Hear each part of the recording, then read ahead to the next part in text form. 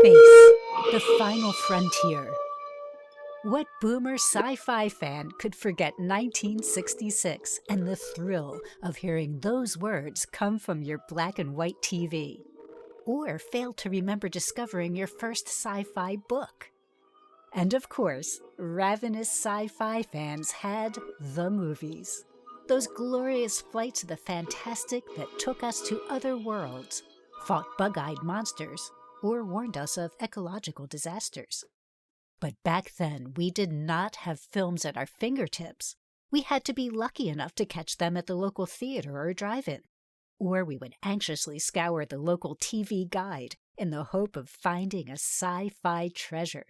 Perhaps we would find Forbidden Planet and This Island Earth, the gold standard of sci-fi movies. Or perhaps discover nature-run-amok movies like Attack of the 50-Foot Woman, The Leech Woman, The Creature Walks Among Us, The Spider, and Mighty Joe Young. And then there were the TV shows, Flash Gordon, Buck Rogers, and of course, Space Patrol, which explored the final frontier long before Captain Kirk and the Enterprise. In 1999, Fanex Monster Rally brought together an amazing group of sci-fi royalty: Anne Francis, Colleen Gray, Ed Kemmer, Terry Moore, Rex Reason, and Yvette Vickers to exchange stories of the making of those movies and television. Flights of wonder that for a whole generation, dreams were made of. Anywhere you like. How about here? You got it. Terry Moore.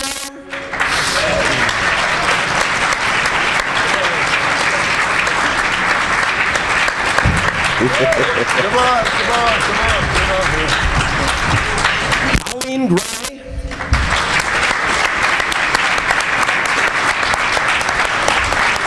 Get on here. Yvette Vickers.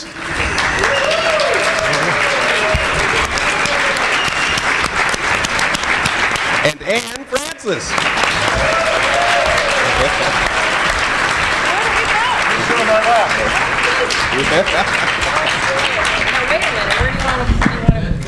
I sit down there? Oh, is he here? Oh, he's here. He was late. I didn't think he was here. It's Ed Kemmer, everybody.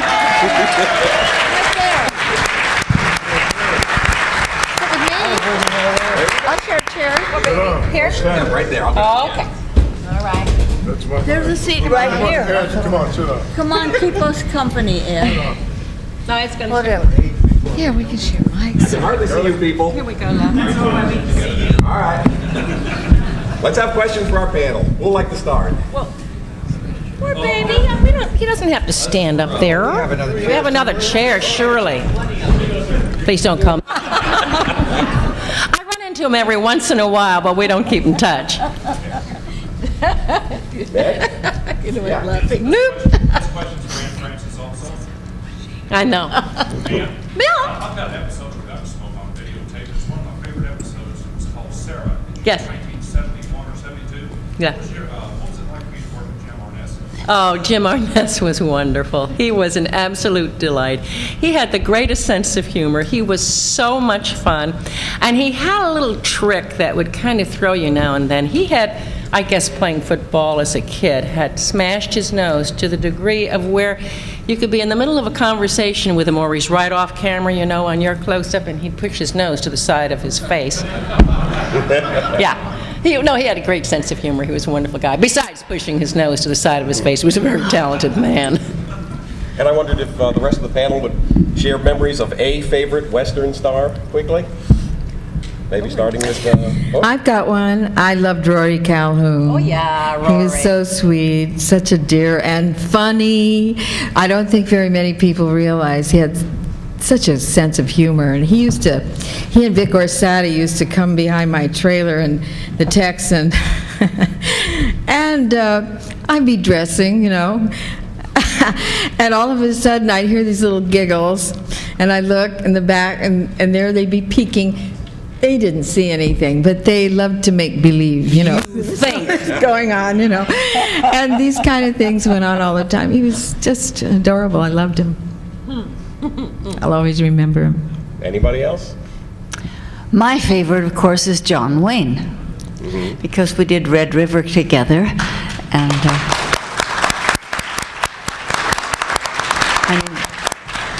the Duke is America to me, and whenever I would see, because we just had that little scene in the beginning, and then I got killed by the Indians, so anytime I saw him after that, I'd kick him in the shin. I'd say, "Dummy, you should have taken me along with you." Anyway, that's that. I worked with John Wayne on Three Faces West and Rory Calhoun on Black Spurs, and I loved them both. And I remained a good friend of both of them to the day they died. I think my favorite, the Western Star, was Ben Johnson. Nobody was like Ben. Nobody. Ben, because he was a real cowboy. He was the world champion cow roper, and I got a message on my answer phone when I got home at Easter time 2 years ago, and it was from Ben, and he had already died, and it says, "I'm here with Shirley MacLaine. We were just talking about you. We love you. I'll call you back later. This is Ben, Big Ben." And one other story quick about Ben is I would see him at a rodeo every year, and and in between times, Johnny Western was working with him, and he'd say, "I'm going to see Terry. Can I give her a message?" And the first year he said, "Tell her that Mighty Joe Young lives."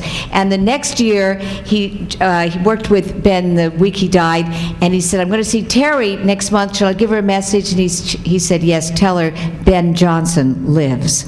And so it was really touching to get that after he was gone, and he does live.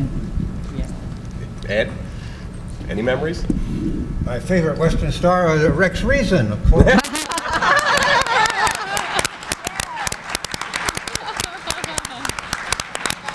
Rex, you have a favorite? First of all, what was the question? I'm wearing a whole new set of hearing aids, so I apologize for this. But really, A favorite Western Star? A favorite Western? Yeah. Well, John Wayne. I mean, John Wayne's the epitome. He's the epitome. I mean, I wish I could impersonate him. No, I can't, but I wouldn't try. I only know the man was a solid image of a man, number one, and the women love men. Yes. A true woman. He is, to me, an inspiration. The way he stood, the way he talked, and his right hook, he had a heck of a right hook. So anyway, yes, John Wayne is my favorite. Spencer Tracy told me a story once about John Wayne calling him up at 3 in the morning and saying, "Hey, Spence, we got a great fight going on down here. Get yourself down here." He liked to hit the booze, too, you know, and he loved to get into battles, and he'd call up Spence to get into one of the frays with him. So besides being a great gentleman and, a strong personality, he also, like all of us, had a few flaws, which he would be first to admit, I'm sure. Bless his heart. Well, he was Bless Irish. Spencer's He heart. was Irish. He thought that was a blessing, not a Aren't we flaw. all? Go ahead. Well, this is for Ann Francis. With the crew that you work with on Forbidden Planet, with Leslie Nielsen, Earl Holliman, and what was it like on that set? They seemed like we had a bunch of jokers on that set. Yeah, well, from Walter on down, everyone had a great sense of humor. Walter's, one of his favorite things, just like George Saunders, he collected dirty limericks. And so there was quite a test going on with all of the guys on the show trying to beat Walter with the limericks. No, I had a marvelous time. I was the only lady, and so I had a great time with all of them. They were all great guys. They really were. Really nice men. I was very fortunate. Okay, there was one over here. Rex Reason. I wonder if you had any memories about Faith Demurd. You'll have to Faith interpret. Demurd. Do you have any memories of Faith Demurd? Yes, I do. But you can't talk about it. Don't. No, I can talk about it. First of all, I was 25 years old when I did that picture. And I was married, and I'm very, it's important to me, marriage, so there was no thoughts about anything else. So I looked at her as a very to me, she felt like and expressed herself as a, now don't get me wrong, as a queen, but a little bit spoiled because, well, not because, she just was that kind of attitude, but she was always on time, she always had her lines, and she was very gracious with every move throughout the movie with everyone around her. And she was a beautiful woman. How much more can I go? Let's see. What was the question again? What was Faith Demerck? Who was Faith Demerck, or how did I like Faith Demerck? She was a lovely lady, believe me, and I'm so sad that she passed away a few months ago. But thank you for the question. I hope I answered it. Next. Yeah. This is for Mr. Cameron. Yeah. Do you have any memories of a giant from the unknown? Oh, About the only one is we were shooting up in the mountains from L.A., and about two-thirds of the way through, most of it was exterior, and two-thirds of the way through, it started to snow. And then we had to match scenes somehow. The poor director, I guess, went crazy, and the writers, because it's almost impossible to match. You don't shoot in sequence. So the snow had to be done away with, pretty much. And we somehow made it through. I don't know how. I don't think I even watched the show after that because I didn't know if it would match or not, and I might not like it. But I guess it went off okay. At least it was released. Yeah. This is for all of the members of the panel. Could you tell us how you got started in acting? I mean, like what your first real job was that got you started on the career? I'll start. I was in a little theater called the Claire's Ring and doing a musical, dancing and singing, doing sketches, like a review. And a casting person came named Ruth Birch and saw the show, and for some reason visualized me in a little rain outfit dancing around a bottle in the White Rain shampoo commercial. And that was my very first job. That's where I got my SAG card and went on to work in a James Cagney film and on. So I think it's very important, and I tell people when they ask me, how do you get started and what's good to do? And I honestly believe working in the theater is the best way to start. Thank you. Well, I too was in a little theater group in Los Angeles and was seen by an agent who took me around to the studios and took me to 20th Century Fox. And I don't want to go into all the details, which I think are terribly interesting, but I'll keep you here till midnight. I was tested and signed to a contract. And my first picture at Fox was State Fair with Gene Crane and Dana Andrews, Dick Hames and Vivian Blaine. And I had one line in it. And that was very exciting to me. Then things happened after that, but certainly not because of what I did in State Fair, which was minimal. I too started at 20th Century Fox, but I started at 11 years old. And a neighbor of ours sent my picture into a casting magazine. I had braces on my teeth. I went for an interview with 500 girls, but my mother had all the braces yanked off my teeth, being sure I was going to get it. Well, they picked 8 of us. We were screen tested, and I got the role in a movie called Maryland, the state right here. And I played Walter Brennan's granddaughter. Brenda Joyce is a child who grows up and marries John Payne. And then that was how I first started. I started as a kid in New York. I started when I was 5 and a half with modeling, and I went into NBC radio children's programming when I was 7. And I did early live TV when there were about 15 sets in New York and New Jersey combined. I did a daily show, children's daily show at CBS TV, which they closed down when just before war broke out because of the war. I did the first color tests for CBS, as a matter of fact. This was when the station was in Grand Central Station.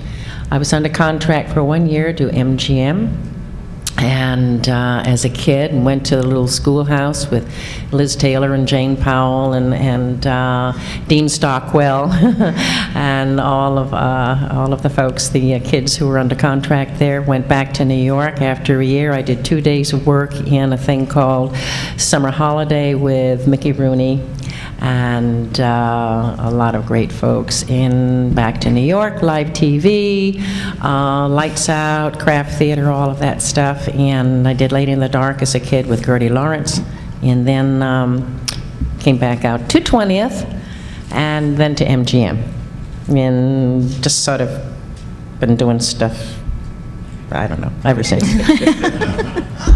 Amen. Well, I did my first acting in kind of an unusual place.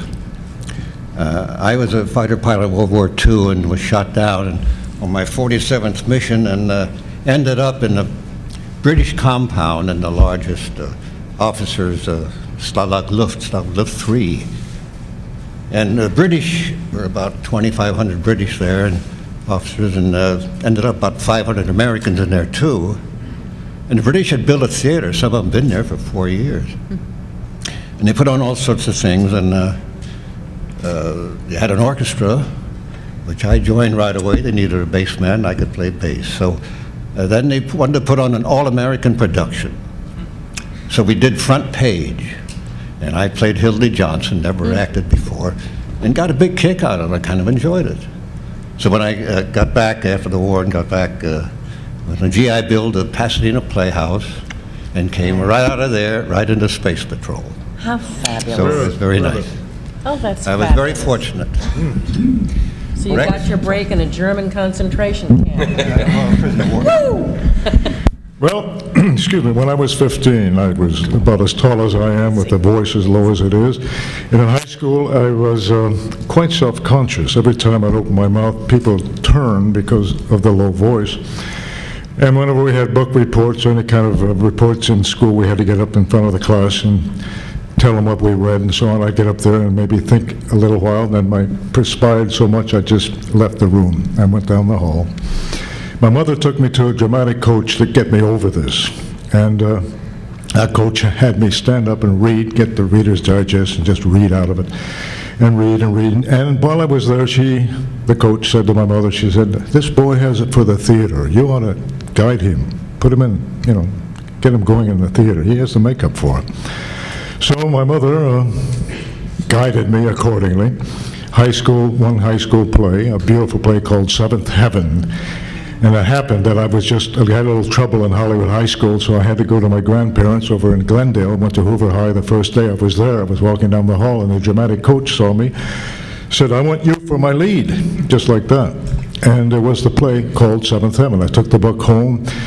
My mother almost cried. She said, "This is the most beautiful play there is." Her prayers are answered. Her boy's going to go to work, you see. And it was beautiful. I had the time. I would give you some few lines regarding this. Chico was the character. Wonderful, wonderful part. He was so simple, worked in the sewer, but he felt like a king, And he married his gal off to the war this way. He took his necklace off of her and said, "Now, Monsieur le Bon Dieu, if there's any truth in you, please make this a true marriage." So they were over her head, and no kissing him. He went off the war. Came back. They thought he was dead and killed in the war, but this is on the 7th floor. That's what's called Seventh Heaven. Diane is the name of the gal. Everybody's crying because Chico has died, but then all of a sudden you hear a voice, "Diane, Diane, Diane." They all turn toward the door and open up, and here's Chico. He says, "Diane." She runs over to him, looks up at him, and he's just staring. He's blind. She drops to her knees. He puts his hand, I put my hand on her head and said, Diane, I've been hit by 1,000 shells, but nothing could stop me from coming back to you. It was a beautiful story. Anyway, from there, let's see, went to Ben Bard Players in Hollywood and did all the leads for about 2 years. I was then 19. Well, first of all, I went to the Army, 17 to 19. 19 got out, and I opted for the theater. My father, who was a distant because he had divorced my mother, he wanted me to be a civil engineer. My mother says, sorry, because she raised me. He's going to be in the theater. So I went to these plays, and an agent saw me and said, Rex, how would you like to try out for motion picture? I said, fine. So I did. I went out there, and it was called Storm Over Tibet, an independent company. And out of many, many guys, they picked me because I looked like the fella in the show that they made 20 years before, but the actor died in the middle of the picture. So they had all this beautiful Himalayan snow background. And they said, Rex, you're perfect for it. We want a little spiritual overhead. They thought I was spiritual. Anyway, the point was, we did the picture, and that led me into the contracts around Hollywood. And here I am. You know, Rex,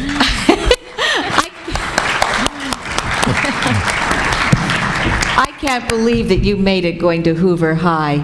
I went to Glendale High. John Wayne went to Glendale High before me. We always beat you in football.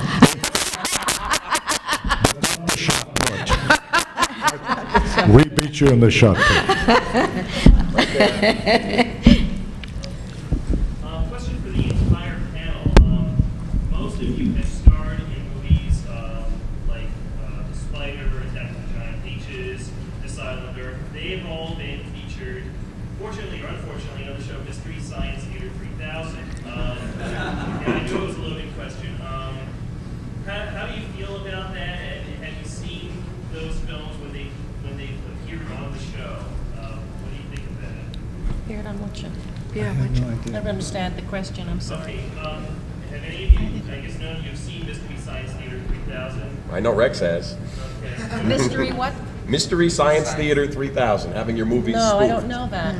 It's a show where, I'll just keep brief. Yeah. Yes, I've seen that.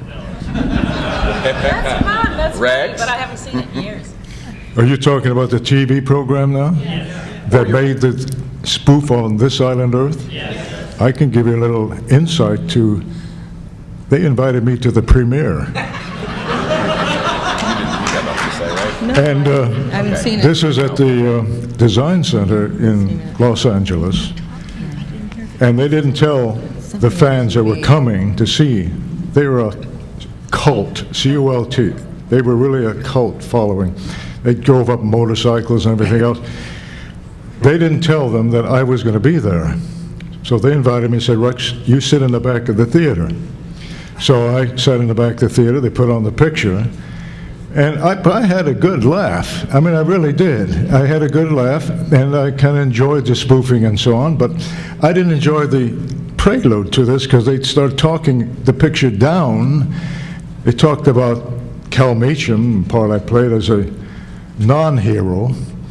But anyway, the picture was over, lights went up, the curtains went outside, and they had the producers, three gentlemen, and they talked for about a half hour, and then they said, we have a surprise. So they said, Rex Reason's here. Oh, I walked down, and they stood, and they applauded, and sat down. The first question, well, how'd you like it?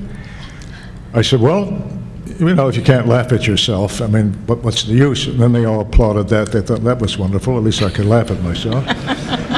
Then, after about 10 minutes of talking with them, I got an idea. I had my hand in my pocket. I felt this piece of paper. So just as I left, I got up and I handed the paper. I said, here's your subpoena.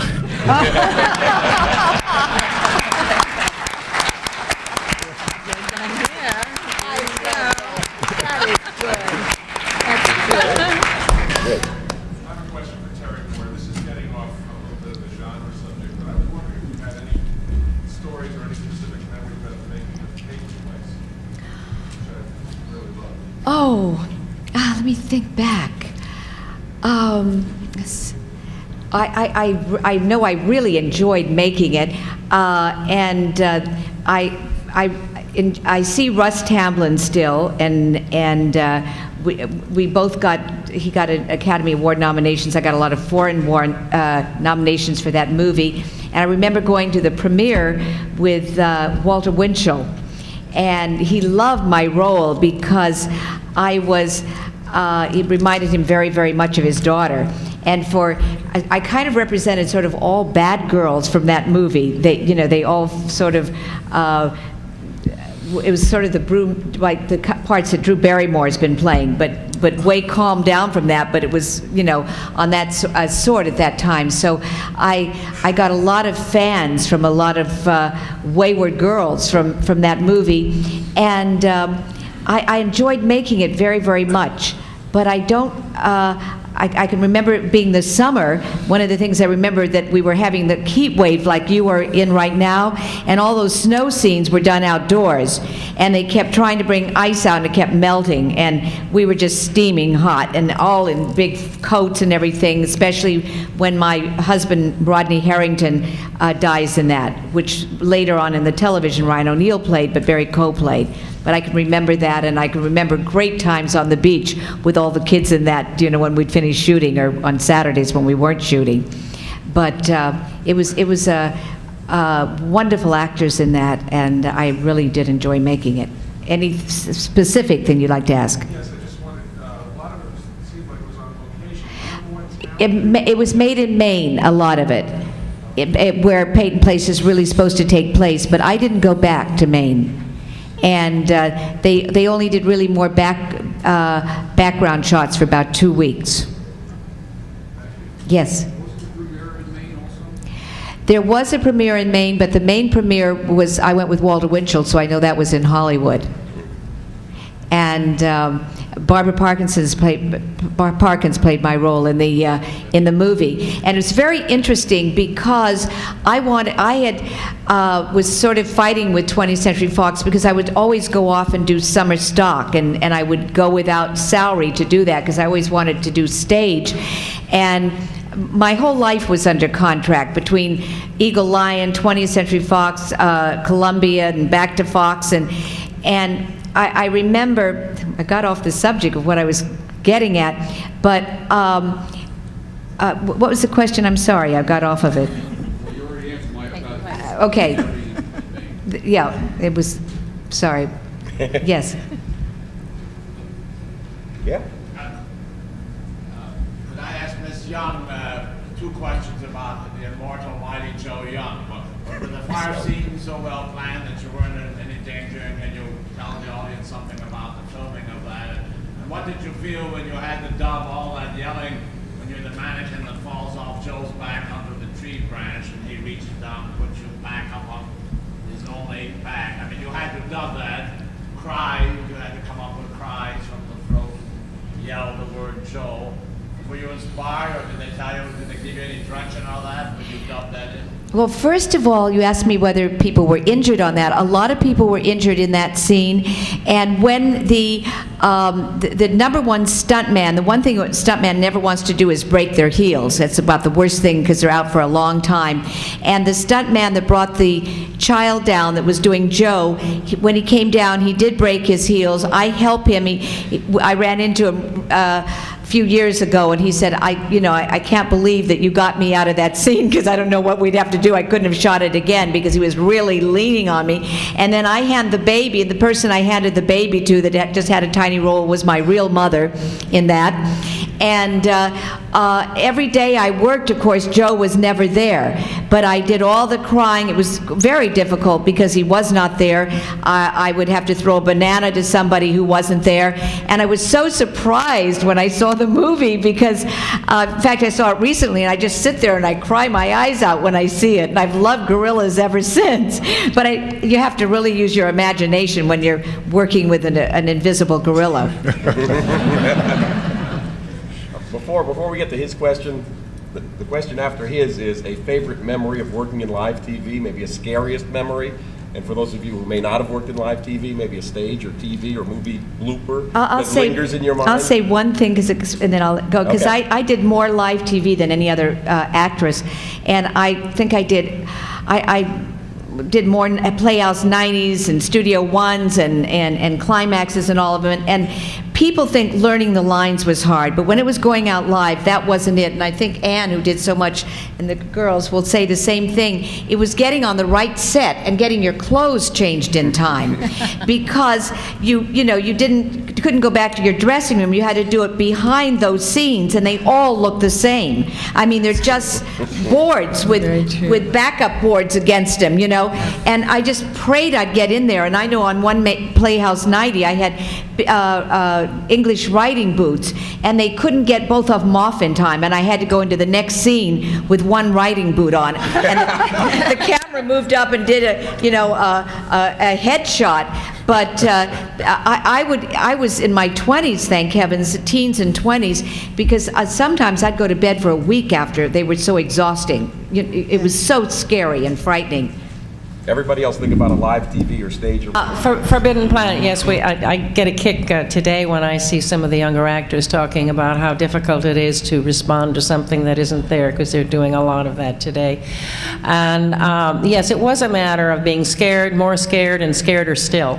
And so you had to kind of imagine in your mind what's scared, more scared, scareder still. And well, don't get, I don't want to use all of my scared in this scene, because I still have more scared still yet to do.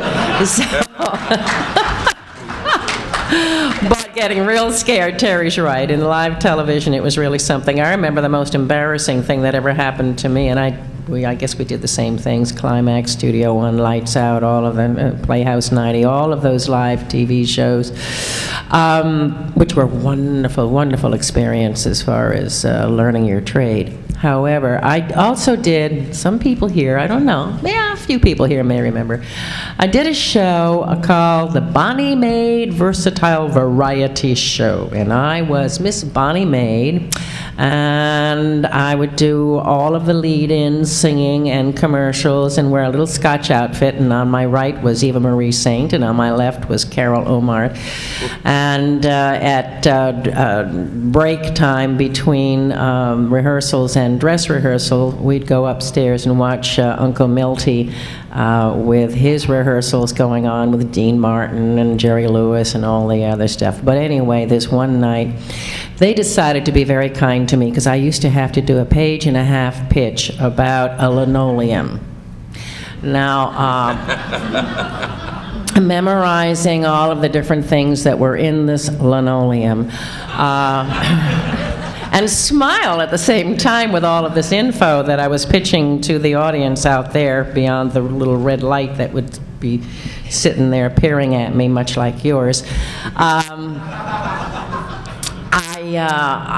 I would really struggle through it, and I would just, it would just, automatically would come through. Doing a pitch is far more difficult to memorize than doing a scene with another actor. You're working with another actor, you lose a line, he'll pick it up, or he'll say, what you meant to say was, some dumb thing. You pick up the other actor somehow and get them through the scene. But when you're doing a pitch about a piece of linoleum, there's no place to go. So this one night they decided, we'll make it easy for Ann. This was the first time in my life I ever worked with a cue card. They were just coming in with cue cards. This is long before the monitors where you could read everything.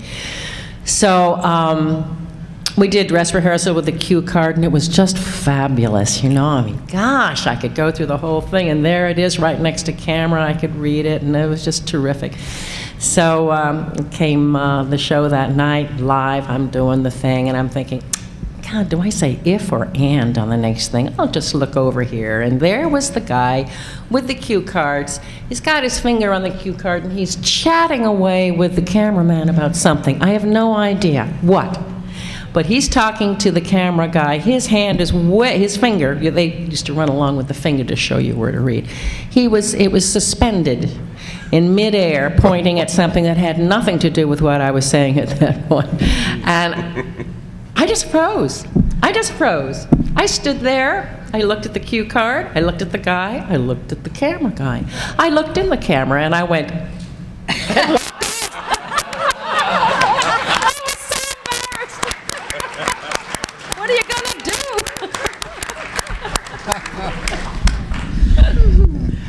Well, I think the shock that happened several times doing space patrol, we were live, and of course, no cue cards, no teleprompter then.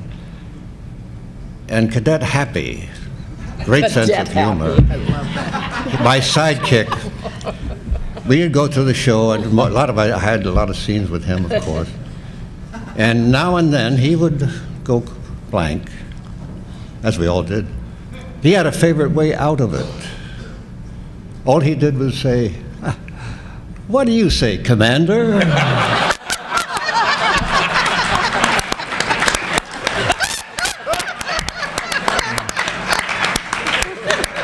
Of course, I could have gladly murdered him.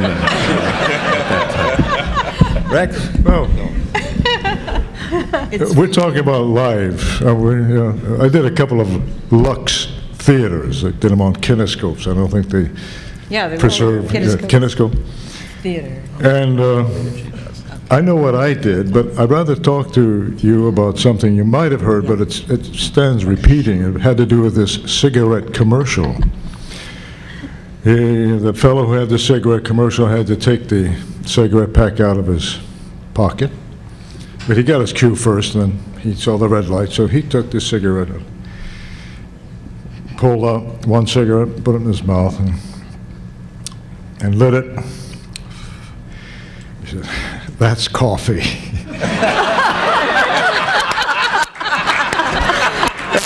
I'm sure you've heard it, but that's exactly what happened.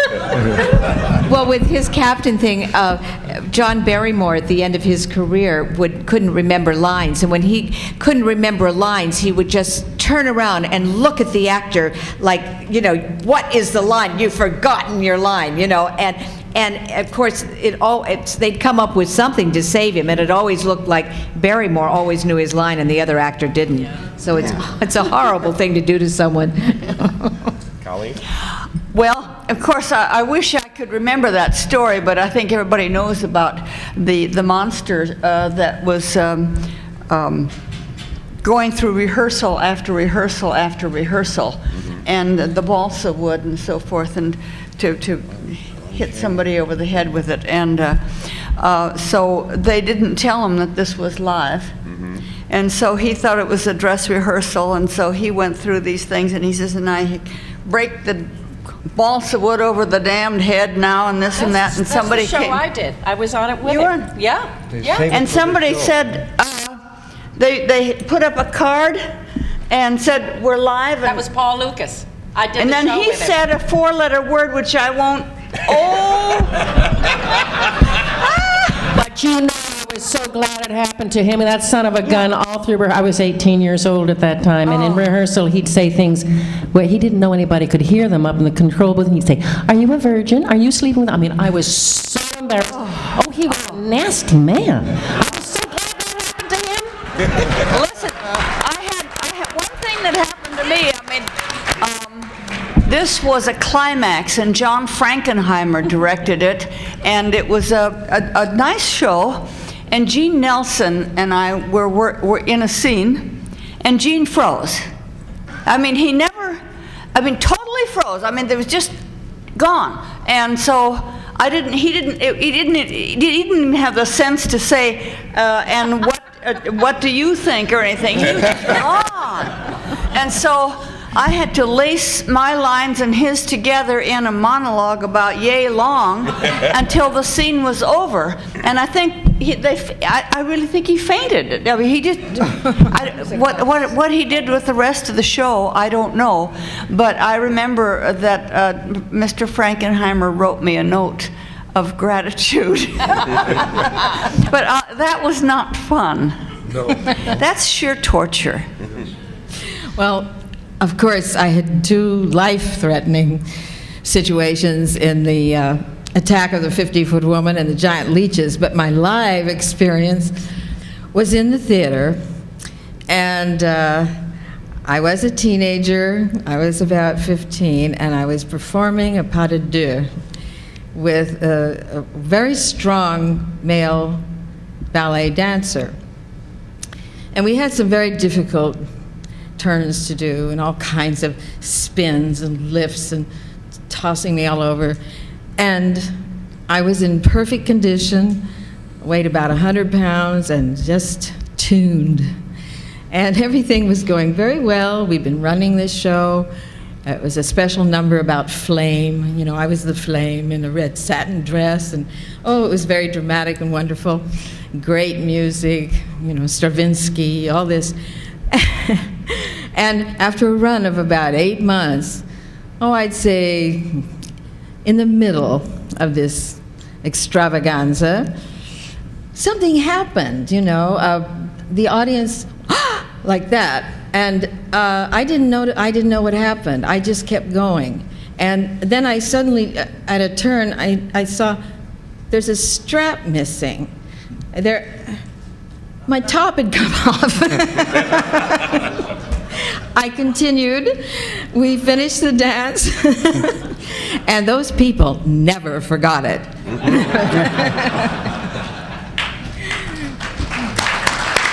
Thank you. Mike Brunis, then you.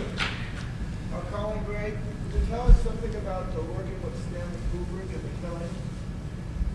What about Stan Kubrick? Anything. Stanley Kubrick and The Killing? Oh, all right. Mr. Kubrick was a little... I had heard about Kubrick, Mr. Kubrick, and I was expecting... I don't know what I was expecting, but looking forward to working with him because of his reputation. And he had a lot of black hair and a kind of a serious little face, and he was diminutive, and he wore khakis and what I call clodhopper shoes, kind of work shoes, and was very quiet. And I kept waiting for him to direct me. And the great Mr. Kubrick, I was so excited that I'm going to be directed by Mr. Kubrick. And he didn't say anything. And Sterling Hayden and I did the scene, and I thought, surely he will say something, and then we will do it again, or whatever. And he never did, and they printed it and went on and did something else. And so that was my experience with Mr. Kubrick. I did, one of the things that happened in that particular scene, the love scene, so to speak, with Sterling Hayden, in this room there was a window, and it had a curtain, or a pull down, and the set decorator the art director was Mr. Kubrick's wife. Now the set decorator would come in and make sure that this was straight like this, and he would leave, and then she would come and make it askew, and she would leave. Then he would come back, look around, and straighten it. And then he would leave, and she would come out and make it askew. And so, fortunately for everybody concerned, we shot the film when it was askew.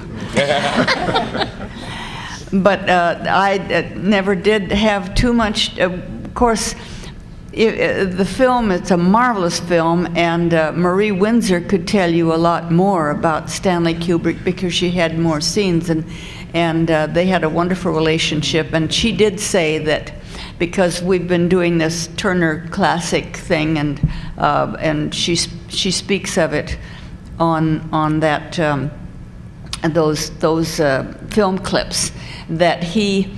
If he had something to say, he would take her aside and whisper very quietly to her about what some suggestions, and then she'd go back and do it. So he was certainly a gentleman about direction and making sure that no one was embarrassed. And you? Okay. Yes. Just simply, Vet Vickers, you said you had 2 life-threatening experiences. Well, yes, they were very scary. In Attack of the 50-Foot Woman, if you recall, there was a scene where I'm underneath the table in the honky tonk, and the big woman is smashing to kill me, and I'm screaming, and really pouring my heart out with this scream scene, and cut, and a wonderful. It's usually somebody out of nowhere, a crewman or an electrician or somebody that saves you. And because of all the debris falling and the boards and the not just the table, but things in the whole room were falling. And so he said, "Don't move." And I didn't, but when he picked it up, it was right near the medulla, and there was a huge nail just within, millimeter inches. And so, I thought, well, if that had stuck me, I would have just bled out right there and then. So he saved me, And in the giant leeches, we had an electric problem, and we were in that cave, where they're sucking the blood, and they're going, and I'm moaning and groaning forever. And we were all, just very comfortable there. It was on the old Charlie Chaplin studio, interior set, and built up with a big, we thought, very strong plastic boundary for the water. But it was about 6 feet high. It was very, very deep. And so we were up in the cave shooting, and suddenly, I don't know what made me, because I was almost, not asleep, but I was pretending, that I was dying, so I wasn't watching the camera, that's for sure.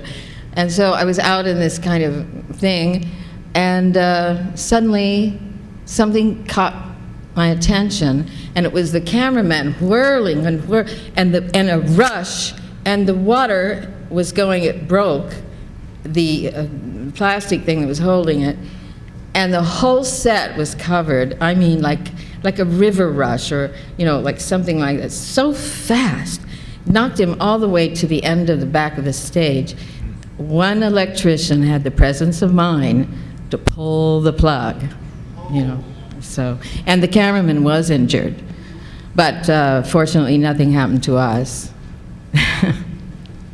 Just to follow up to that, I might be mistaken, but were you a reform school girl? Right. That was Susan Cabot? I can't remember. No, Sally Kellerman and Leanna Anders. What was that like? We were buddies. We used to run together. We had a lot of fun. And we were the bad girls, as you know. Mean, naughty girls. And so we had a wonderful time. And Luana and I particularly hung out. And we were so dedicated. We had copies of Stanislavski's My Life in Art behind the scenes while we were doing all that. I'm not kidding, this is true. I said, "Did you know it's out in paperback?" And she's going.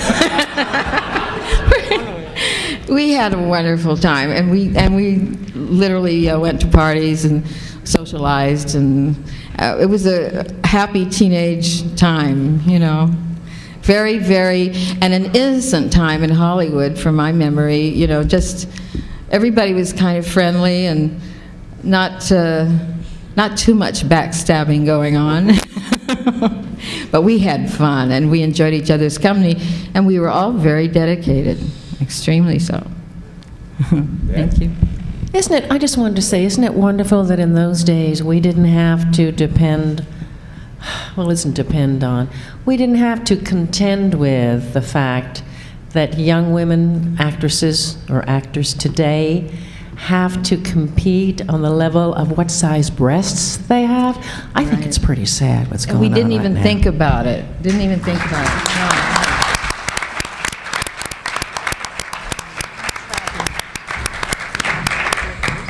All of you have had a lot of experience, stage, television, movies, and you've all played a large number of roles. Nightclubs.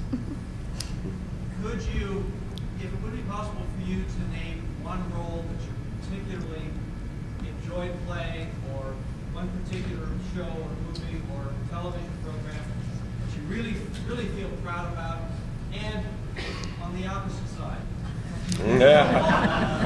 Is there one that after you've had that third drink, as you tell the story about, yes, I did live through that moment?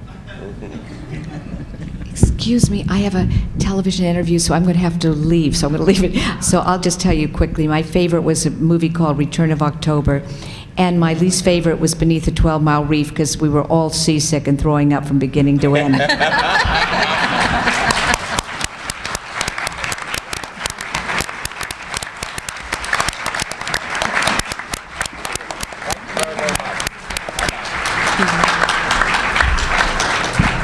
I think the one that I'm most proud of, only because it was the biggest stretch for me, is a movie that very few people have ever seen, probably. It was called Girl of the Night. It was a story of a call girl going through psychoanalysis, and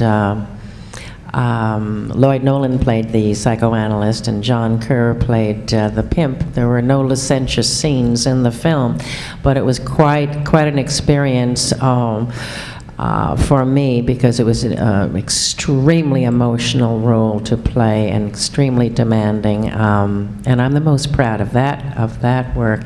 And the one that I think that I am, well, not unproud of, but I think was just ridiculous, was a film called The Kid from Outer Space that Lenny Bruce wrote.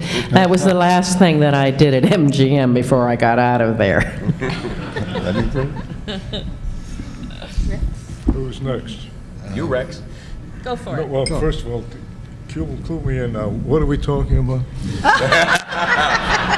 Our most favorite and our least favorite experiences, or what we're proud of, and one thing that we didn't care about. You have one you're proud of. Well, survival. What's that? Yes. I'm proud of surviving a fight with Jack Palance in a picture called Kiss of Fire. We had this scene. It was a kind of a costume western. I played a Duke of Montero or something, carrying Barbara Rush was my ward, and I was supposed to take her to England, France, or somewhere, and we hired this El Tigre, the tiger, Jack Palance, to help us through the Indian tribes and route to the ship. But in the script, it said in the ship, since I was the heavy, I was the bad guy, he was the hero. And the last scene is where I thought I had him removed.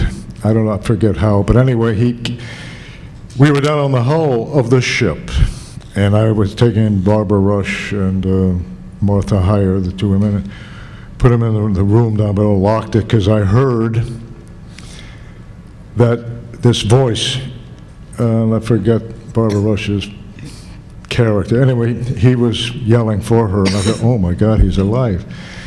And he came on the ship, and the captain pointed down to where, to where I was up above. I came up out of the hull of the ship, but the script read that he was to attack me, run at me, and we're supposed to slide down together, fall down together down the steep steps, and start our fight, which had to do with chain throwing and wine bottles and so on. Anyway, the last part of the fight, in the way it was written, that he was supposed to take me by the shoulders and the head and pound my head against a 6x6 post. So I had the top man padded about 4 inches of foam rubber all the way around the post and painted it look like the post. Jack didn't know that. I knew darn well because he heard a lot of people in this picture. He used to do 15 push-ups for every scene. He just And he's still doing them, right? Right, with one arm. He's quite a guy. And so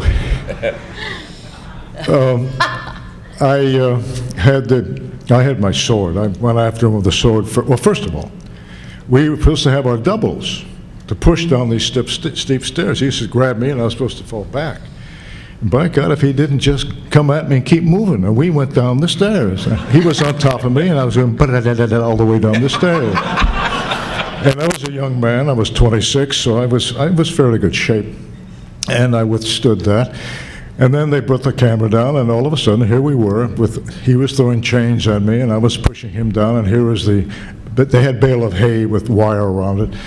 And there was one scene I had the camera low, and he was on top of me, and we took my hair, and he pulled the wire and started to ad-lib by pushing my head into the wire, but I happened to have my foot under his groin.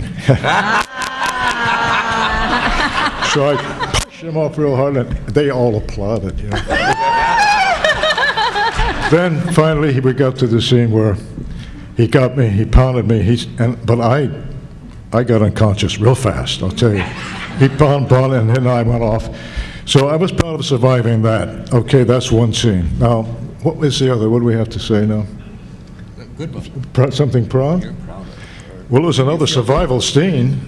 Is that okay? That's okay. Okay, I did a part of Indian Brother with Rock Hudson.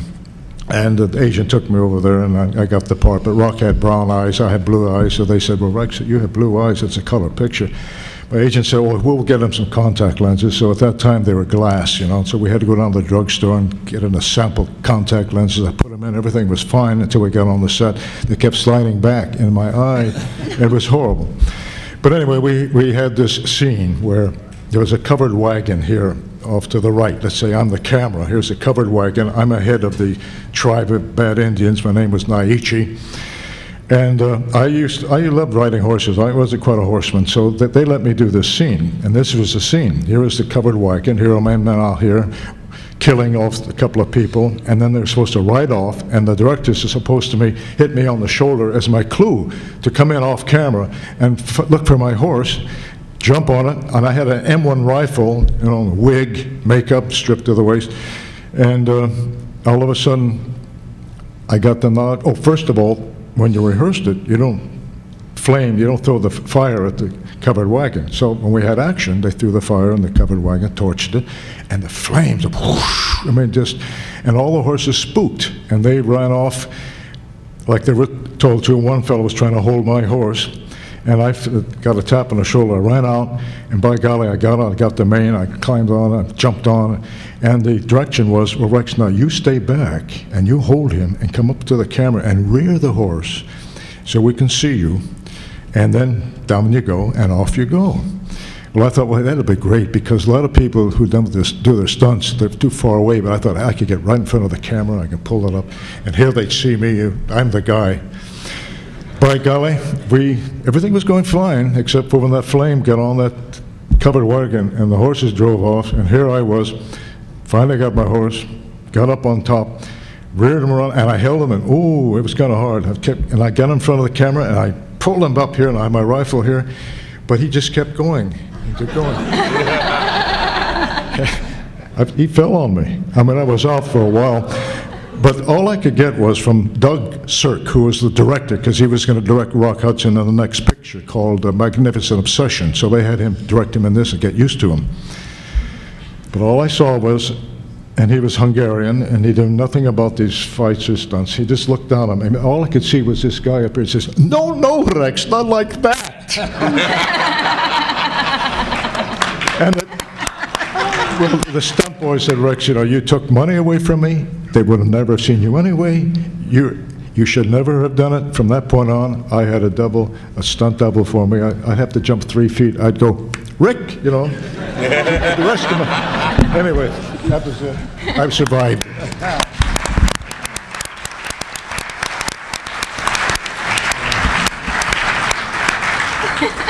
You learn pretty quickly to